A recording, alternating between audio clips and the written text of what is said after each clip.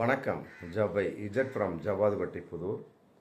Power writer அப்படிங்கிற அந்த YouTube channel மூலமாக உங்களை மீண்டும் சந்திப்பு ரொம்ப மற்ற மகிழ்ச்சி. அத்தோடு எங்கள் சேனலை சப்ஸ்கிரைப் பண்ணுங்கள், பெல் பட்டன் அழுத்த மறந்துடாதீங்க. அத்தோட எல்லாத்துக்கும் ஷேர் பண்ணுங்கள். அதாவது சிபிஐ விசாரணை 2 தடவை சம்மன் அனுப்பிச்சாங்க. 3வது தடவை அனுப்புகிறப்ப ஒரு நேர்காணல் இருந்தார் தாவேகா விஜய் போன வாரம்.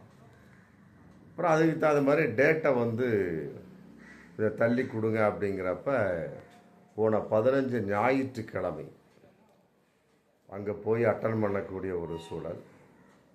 அதுக்கு முதல் நாள் சாயங்காலம் புறப்படுறாங்க அந்த செட்டு. ஆதவ் அர்ஜுனா, விஜய், மற்ற நிர்மல்குமார், ஒரு 7 பேர் தனி விமானத்தில் புறப்படுறாங்க. எங்கே? டெல்லிக்கு சிபிஐ விசாரணைக்காக புறப்படுறாங்க. புறப்படுற சமயத்தில் அப்புறம் விமானம் தனி விமானமாக இருந்தாலும் செக்கப் இருக்கும். தொழில் பாதுகாப்பு படை மற்ற செக்கப் பண்ணி தான் அனுப்புவாங்க. அனுப்புகிற சமயத்தில் விஜயினுடைய ஒரு பாக்கெட்டில் கத்திரிக்கோள் இருந்திருக்கு. செக் பண்ணும்போது ஸ்கேனில் தெரிஞ்சு போயிடும். அது எவ்வளோ நீங்கள் ராங்காக கொண்டு போனாலும் சரி, அது காட்டி கொடுத்துரும். கீக்கின்னு ஒரே சவுண்டு அடிக்கும். பார்த்துருக்கிறாரு. பார்த்த உடனே சார் உள்ளே ஏதோ இரும்பு ஆயுதம் இருக்குது அப்படின்ன உடனே உள்ளே பார்த்தா மீசை நறுக்கிற கத்திரிக்கோள். இதுக்கு முதல்லாம் போனார் விஜய், 2 தடவை போனார். மற்ற எத்தனையோ தடவை போயிருக்கிறாரு. தனி விமானத்தில் போயிருக்கிறார். ஏன் கரூர் 41 பேர் அந்த சம்பவத்தில் கூட போகிறதும் தனி விமானம், வந்ததும் தனி விமானம். அப்போல்லாம் ஒன்றுமே கிடையாது. இப்போ என்ன நேரமா அப்படிங்கிறது தெரியல. உள்ளே பார்த்த உடனே சவுண்டு வந்திருக்கு. ஸ்கேனில் விமானத்தில் ஏறுவதற்கு முன்னால் செக்கப்பில் கத்திரிக்கோள் இருந்திருக்கு. அப்புறம் அதை பறிமுதல் செஞ்சு நீங்கள் உள்ளே போகலாம் அப்படின்னு விஜய் அனுப்புகிறாங்க பாதுகாப்பு படையினர். அப்புறம் பின்னால் வரக்கூடிய நிர்மல்குமார், ஆதவ் அர்ஜுனா எல்லாத்தையும் செக் பண்ணுவாங்க இல்லையா. நிர்மல்குமார் மற்ற சில மாவட்ட செயலாளர்கிட்ட எந்த ஒரு இது இல்லை, நார்மலாக உள்ளே போயிடுறாங்க. ஆனால் ஆதவ் அர்ஜுனாட்ட செக் பண்ணும்போதில் பார்த்தோம்னா அவருடைய பையில் வெளிநாட்டு மது இருந்திருக்கு. அதையும் உள்ளே பிடிச்சி போட்டு அதையும் பறிமுதல் செஞ்சு அவர் உள்ளே அனுப்புகிற சமயத்தில் விஜய் சொன்னாராம், இந்த 2யுமே என்னுடைய உதவியாளர்களிடம் கொடுத்து விடுங்கள் அப்படின்னாராம். கத்திரிக்கோளையும் மது பாட்டிலையும். சில தலைவர்கள் இருப்பாங்க, என்னப்பா அது, யார் எப்படி என்ன சமாச்சாரம், இதை தூக்கி எறியுங்கள் அப்படிங்கிற மாதிரியும் சொல்லக்கூடிய தலைவர் இன்றைக்கி இருக்கிறாங்க. ஆனால் விஜயை பொறுத்த வரைக்கும் மது பாட்டிலை, கத்திரிக்கோளை கூட கொண்டு போய் தூக்கி எறிஞ்சிடலாம், மற்றபடி ஏதோ பண்ணிக்கலாம். மது பாட்டிலை தூக்கி எறியக்கூடாது, தன் வசம் வைத்து கொள்ள வேண்டும், எங்களுடைய உதவியாளர்களிடம் கொடுத்து விடுங்கள். அப்போ அந்த அளவுக்கு பாதுகாப்பாக மது பாட்டிலை கொடுத்து விட்டு அப்புறம் விமானத்தில் ஏறி பயணம் பண்ணியிருக்கிறாங்க. அதாவது இதிலிருந்து நம்ம பார்க்கக்கூடிய ஒரு சூழல் என்ன அப்படின்னா, ஒரு மனுஷன் தவறு செய்கிறான், அதில் மாற்று கருத்து இல்லை. இந்த அளவுக்கு பப்ளிக்காக வரக்கூடிய அளவுக்கு ஒரு தவறு நடக்கக்கூடிய அளவுக்கு தாவேகா, குறிப்பாக விஜய், அப்புறம் அதனுடைய நிர்வாகிகளான ஆதவ் அர்ஜுனா இருக்கிறார்கள் என்று சொன்னால், வரும் காலத்தில் தேர்தல் மூலமாக இவர்களை ஜெயிக்க வச்சு எப்படி இவர்கள்ட்ட ஒரு அட்மினிஸ்ட்ரேட்டிவ், ஒரு தமிழகத்தினுடைய ஒரு பொறுப்பை நீங்கள் கொடுக்க முடியும்? மக்களாகி நம்ம தான் யோசிக்கணும். கரூர் 41 பேர் சம்பவத்தில் இருந்து மற்றபடி எல்லா வகையிலுமே பார்த்தாச்சு. எதிலையுமே ஒரு முன்னெச்சரிக்கைத்தனம் இல்லை, ஒரு வாய் பேச்சு இல்லை, ஊம கோட்டானாட்டமே அப்படியே போயிட்டுருக்கு. அதாவது வாய் படைச்ச நாய் வேட்டைக்கு ஆகாது அப்படின்னு பழமொழி சொல்லுவாங்க. அதன் அடிப்படையில் ஆதவ் அர்ஜுனா இப்போ தான் சமீபத்தில் ஒரு போன வாரத்தில் ரஜினிகாந்த் சம்பந்தப்பட்ட ஒரு பிரச்சனையில் மாட்டிக்கிட்டார். சும்மா கிடந்த சங்க ஊதிக்கெடுத்தான ஆண்டிங்கிற மாதிரி ரஜினிகாந்தை பற்றி பேசுகிற மாதிரி தான் பேசிட்டு போகலாம். அதிலே கமலை பற்றியும் பேசுகிறாரு, திருமாவளவனை பற்றியும் பேசுகிறார், வைகோவை பற்றியும் பேசுகிறாரு. ஆனால் அதில் ரஜினிகாந்தை பற்றி பேசியது இன்றைக்கி மிகப்பெரிய பூதாகரமாக வெடிச்சிருச்சு. அதாவது ரஜினிகாந்த் அரசியலுக்கு வருகிறேன் அப்படிங்கிற ஒரு கான்செப்டு பரவலாக அப்படியே இருந்துக்கிட்டே இருந்தது. நான் வருவேன் அப்படின்னு எந்த இடத்துலையும் சொல்லவே இல்லை. வருவேன், லேட்டாக வருவேன், அதில் லேட்டஸ்ட்டாக வருவேன், இப்படியே தப்பிச்சுக்கிட்டே ஒவ்வொரு படத்துலையும் பேசுவார். முத்து, இந்த வள்ளி வரப்போகிறா, ஏகப்பட்ட படங்கள்ல எல்லாமே மறைமுகமான வசனமாகவே இருக்கும். கட்டாயமாக நான் வருவேன் அப்படிங்கிற மாதிரிலாம் எந்த ஒரு படத்துலையும் கிடையாது. அதன் அடிப்படையில் வந்து அப்படியே அவரை மக்கள் வந்து எதிர்பார்த்து அரசியலுக்காக இருக்கக்கூடிய ஒரு சமயத்தில் கடைசியில் அவருடைய உடல்நிலை சரியில்லை. ஆமாம், ரெண்டுமே கிட்னி ப்ராப்ளம். அப்புறம் டாக்டருடைய அறிவின் அடிப்படையில், சார் இந்த மாதிரி இருந்தீங்க அப்படின்னா உங்களுடைய உயிருக்கு பெரிய ஆபத்து இருக்குது அப்படின்னு சொன்ன உடனே கட் பண்ணிடுறாரு. அரசியலுக்கு வேணாம். அதையும் மீறி ரசிகர்கள் வந்து வெளியே இருந்து அரசியலுக்கு வா வான்னு கூப்பிடுறாங்க. அவரு சொல்லிடுறார், நான் சொல்லிட்டேன், ஆமாம் என்னை போய் டிஸ்டர்ப் பண்ணாதீங்க அப்படின்னு சொல்லிடுறாரு. மற்றபடி அப்படி அப்படியே ரசிகர்கள்லாம் கலைஞ்சு போயிடுறாங்க. இது வந்து அவர் தன்னிச்சையாக எடுத்த ஒரு முடிவு. அது வந்து தமிழக மக்கள் ஃபுல்லாக தெரியும். அதுக்கு முதல்ல ஏகப்பட்ட விஷயங்களில் வந்து ஜெயலலிதா சம்பந்தப்பட்ட வகையில், கருணாநிதி சம்பந்தப்பட்ட வகையில் வந்து அரசியல் மிகப்பெரிய ஒரு தாக்கத்தை ஏற்படுத்தி ஒரே ஒரு வார்த்தை சொன்னார். ஆமாம், அத்தனை ஓட்டு கருணாநிதியை நோக்கி விழுந்தது திமுகவுக்கு அன்னைக்கெல்லாம் ஒரு காலம். அந்த அளவுக்கு வந்து ரஜினிகாந்த் என்ன சொல்லுவார் அப்படின்னு எதிர்பார்த்து காத்திருக்கக்கூடிய தமிழக மக்கள் இன்னைக்கு இருந்துட்டு தான் இருக்கிறாங்க. அந்த அளவுக்கு அவர் மேலே வந்து சூப்பர் ஸ்டார் அப்படிங்கிற ஒரு அபிமானத்தை எல்லாம் விட அவர் ஒரு ஆன்மீக ஞானி. மற்றபடி வந்து ஒரு ஒரு சாதாரண ஒரு நபர், சொல்வாக்கு நிறைந்தவர். ஆமாம், அவருக்கு மது பழக்கம், மற்ற சோ பலவிதமான பழக்கங்கள்லாம் இருந்திருக்கு. இந்த சமீபத்தில் இளையராஜாவுக்கு வந்து ஒரு பாராட்டு விழா பண்ணாங்க பாருங்கள். அதில் வந்து இளையராஜா பேசிகிட்டு இருக்க சமயத்தில் திடீர்னு ரஜினி குறுக்க வருவார். குறுக்க வந்து குறிப்பிட்ட ஜானி படத்தில் தண்ணி அடிச்சுட்டு ஆடினது, மற்றபடி விஜிபி கடற்கரையில் வந்து மட்டையாணி போனது, என்ன மீண்டும் கொடுக்கவான்னு கேட்டதுக்கு வேணாம் என்று சொன்னது, இன்னும் நிறைய இருக்குது அப்படின்னு போட்டு ஸ்டாலின் முன்னாலேயே லட்சக்கணக்கான மக்கள் அந்த நேரு ஸ்டேடியத்தில் கூடியிருக்கிறாங்க. அவங்க முன்னாலேயே வந்து கொஞ்சம் கூட ஒரு அறிவுகட்டத்தனமாக, ஆமாம், இளையராஜா பேச, ரஜினி பேச, இந்த மாதிரி பேச்சுக்கெல்லாம் அன்னைக்கே நடந்தது. அது அவர்களுடைய ஒரு கலைஞர் கான்செப்ட், மது கான்செப்ட், அதுவும் வெளிப்படையான ஒரு விஷயமா போச்சு. அதன் அடிப்படையில் வந்து மற்ற விஷயத்தில் பார்க்கக்கூடிய சமயத்தில் இது வந்து வார்த்தையான விஷயம்தான்.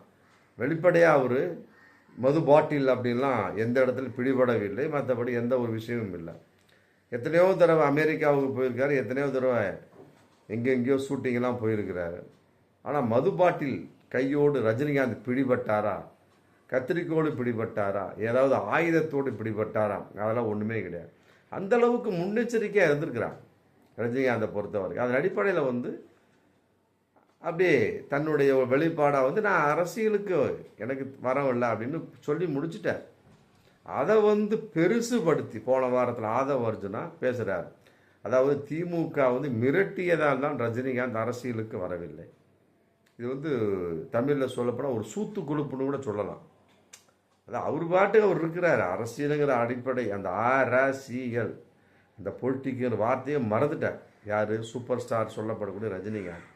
இவர் தேவையில்லாமல் அதை போட்டு ஆதவ அர்ஜுனா தாவேக்கா மேலெழுந்தவாறு பேசின சமயத்தில் அது வந்து இன்றைக்கி மிகப்பெரிய பத்தி எரிஞ்சு, ஏன்னா திமுகவின் மிரட்டலால் தான் அவர் அரசியலுக்கு வரவில்லை, திமுக அவரை மிரட்டியது அப்படின்னு சொன்ன உடனே திமுக வகையில் தொண்டர்கள் வகையில் யாரும் சொல்ல கிடையாது, பத்தி எரியவில்லை. அவர் ரஜினிகாந்தனோட ரசிகர் வகையில் இன்றைக்கி பத்தி எரிஞ்சிட்டு இருக்காங்க. தமிழகம் முழு ஏகப்பட்ட போஸ்டர்ஸ், அதில் குறிப்பாக குமரி மாவட்டம், நாகர்கோவில் மாவட்டத்தில் ஏகப்பட்ட ரஜினிகாந்த் மன்றம் எல்லாம் ஓப்பனாகவே பேசிட்டாங்க. மாமனார் சோத்தில் வாழ்ந்துட்டுருக்கு உனக்கு இவ்வளோ திமிர் இருந்ததுன்னா 75 வயசுலேயும் உழைத்து கொண்டிருக்கக்கூடிய என் தலைவனுக்கு எந்த அளவுக்கு திமிர் இருக்கும். ஏன்னா வரலாற்றில் வந்து நாங்கள் இடம்பெற்ற ஒரு கூட்டம், அடங்கு இல்லை என்றால் அடக்கப்படுவாய், எச்சச்சோத்துக்கு அலையும் காக்கா அப்படின்னு போட்டு ஏகப்பட்ட போஸ்டர்ஸ். யார்? தாவேக ஆதவ் அர்ஜுனாவை நோக்கி இந்த மாதிரிலாம் ஒரு சம்பாதிச்சிட்டார். இப்போது மது பாட்டிலோடு பிடிபட்டிருக்கிறார் விமான நிலையத்தில். இந்த ஒரு வாரத்துக்கு முன்னாடி தான் மதுவுக்கு எதிராக ஒரு போராட்டத்தில் வந்து ஆதவ அர்ஜுனா கலந்துக்கிறார். குடிகாரன் வந்து ஒரு மதுவை எதிர்த்து போராட்டம் பண்ணுவது யோகியதை இருக்கிறதா அப்படிங்கிற கேள்வியும் வந்தாச்சு. ஒரு பக்கம் கத்திரிக்கோளோடு விஜய் பிடிபட்டார், இன்னொரு பக்கம் மது பாட்டிலோடு ஆதவ அர்ஜுனா பிடிபட்டார். அப்படிங்கிறப்ப வாய் வார்த்தை இவர்களுடைய ஒரு நிலைமை அவ்வளவுதான் அப்படிங்கிறது எத்தனை பேர் இதை வைத்து புரிந்து கொண்டிருப்பார்கள் அப்படிங்கிறத நம்ம பார்க்குறோம். எல்லாமே கரும்புள்ளிகளாக இன்னைக்கு தாவேகா விஜயை நோக்கி விழுந்த ஒரு விஷயம். ஒரு 2 வாரத்துக்கு முன்னால் அப்படி அவர் மனைவி சங்கீதா வகையில் விவாகரத்து ஒரு சொல்லிட்டார். இதெல்லாம் ஒரு ஒருத்தான விஷயமே கிடையாது, இதை யாரும் கண்டுக்காதீங்க, அதை நான் டீல் பண்ணிக்கிறேன் அப்படின்ட்டு. இருந்தாலும் குடும்பத்தின் வகையில் ஒரு ஆண் எந்த அளவுக்கு ஒழுக்கம் உள்ளவனாக இருக்கின்றான் அப்படிங்கிறத மக்கள் பார்ப்பாங்க. அதில் ரஞ்சனா நாச்சியார் அப்படிங்கிற அதே தாவேக்கா நிர்வாகியை விட்டு ரெப்புன்னு ரெப்பிட்டார். ஆமாம், ஏன் அந்த அம்மாளுக்கு தெரியாதா? இது அவர்களுடைய விஜய் சங்கீதாவுடைய அந்தரங்கம், இதில் நாம் யாரும் தலையிடக்கூடாது கிடையாது. பல பெண்கள் ஓட்டு குத்துவதற்கு முன்னால் அவர்களுடைய அந்தரங்கம் என்ன? கருணாநிதிக்கு 3 பொண்டாட்டிங்க, எந்த அளவுக்குமே பிரச்சனை பண்ண கிடையாது, யாருமே டைவர்ஸ்லாம் போடல. எம்ஜிஆருக்கு 2 பொண்டாட்டி, யாருமே டைவர்ஸ்லாம் போட கிடையாது. அதே மாதிரி ஜெயலலிதா அம்மையாருக்கும் அவருக்கும் ஒரு அந்தரங்கம் உண்டு. அது சம்பந்தமாக ஒரு வெட்கக்கேடான ஒரு செயல்பாடு எதுவுமே கிடையாது. மற்றபடி அவர்கள் செய்த ஒரு விஷயத்தின் அடிப்படையில் அவர்கள் அப்படியே நிலைப்பாடாக போயிட்டே இருந்துட்டாங்களோட பெரிதுபடுத்தி கோர்ட்டு கேஸுன்னு அலையவே கிடையாது. ஆனால் இன்னைக்கு விஜய் தன்னுடைய மனைவி வகையில் சங்கீதா வகையில் விவாகரத்து, அது ஒரு விஷயம் இன்னைக்கு யோசனையாக போயிட்டுருக்கு. கத்திரிக்கோள் வகையில் மாட்டினது அது ஒரு யோசனை, புரியுதுங்களா? மற்றபடி ரஜினிகாந்த் வகையில் மாட்டினது அது ஒரு யோசனை, மது பாட்டிலோடு ஆதவ் அர்ஜுனா மாட்டினது வெட்கக்கேடான ஒரு செயல். இந்த அளவுக்கு குடிகாரனாக இல்லை, அந்த அளவுக்கு ஒரு கத்திரிக்கோள் இருக்குது, மது பாட்டு சரிப்பா, கத்திரிக்கோளை தான் பாதுகாப்பாக வச்சுக்கிடுங்க, ரைட்டு. மது பாட்டில் யாருப்பா ஏப்பா கொண்டு வந்த என்ன சமாச்சாரம் அப்படின்னு அந்த இடத்தில் திட்டியதாக எந்த தகவலும் இருக்கிறதா? உண்மை கிடையாது. அதெல்லாம் கொண்டு போய் என் உதவியாளரிடம் ஒப்படைத்து விடுங்கள். அப்போ அதை மது பாட்டிலை பாதுகாப்பாக வைத்திருங்கள், நான் டில்லி போயிட்டு வாங்கிக்கிறேன் அப்படின்னு விஜய் சொல்லியிருக்கிறார் மறைமுகமாக. அப்போ எல்லாருமே குடிகார பயலுங்க. ஆமாம், அது தகவல் இருக்குது. என்றைக்குமே ஒரு பாதி மயங்கிய நிலையில் மது நிலையில் இவர் விஜய் இருப்பார் அப்படிங்கிற ஒரு தகவல் என்றைக்கு இருந்துட்டார். அதன் அடிப்படையில் அவரும் மது பாட்டில் ஆதவ அர்ஜுனா கொண்டு போகிறார். அவருடைய பையிலிருந்து மது பாட்டில் எடுக்கப்பட்டிருக்கு, ரைட்டு. யாருக்காக கொண்டு செல்லப்பட்டது அந்த மது பாட்டில்? ஆதவ அர்ஜுனா மட்டுமே தண்ணி அடிக்கிறது எடுத்து சொன்னாரா?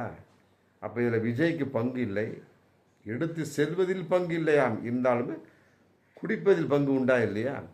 அப்போ நிர்மல்குமார் மற்ற சோன்ஸ் அவர்களுக்கெல்லாம் இதெல்லாம் தெரியுமா?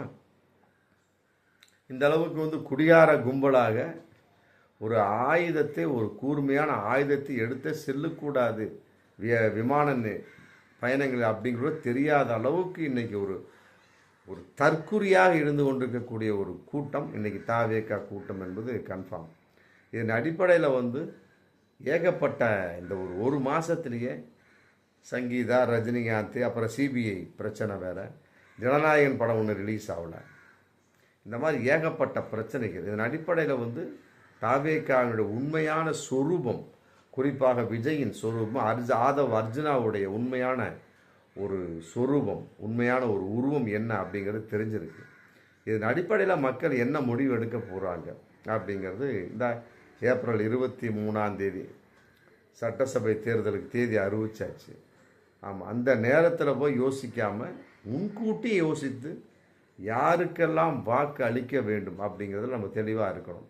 ஆமாம், இன்னும் சொல்ல போனோம், யாருக்கு இந்த மாதிரி குடிகார கும்பலுக்கு வாக்கு அளிக்காமல் நாட்டை ஆளக்கூடியவர் எந்த அளவுக்கு பெண்கள் ரீதியாக கண்ணியமாக நடந்து கொள்கிறார்களோ அவர்களுக்கு வாக்களிக்க வேண்டும். மற்றபடி இந்த மாதிரி ஒரு தற்குறி கூட்டத்துக்கு வாக்களித்தோம் அப்படின்னா எந்த அளவுக்கு தமிழ்நாடு கெட்டு போகும் என்பதை நாம் உணர்ந்து செயல்படக்கூடிய ஒரு நேரமாக இது இருந்து கொண்டிருக்கிறது. பார்ப்போம் மீண்டும் அடுத்த வீடியோ. நன்றி.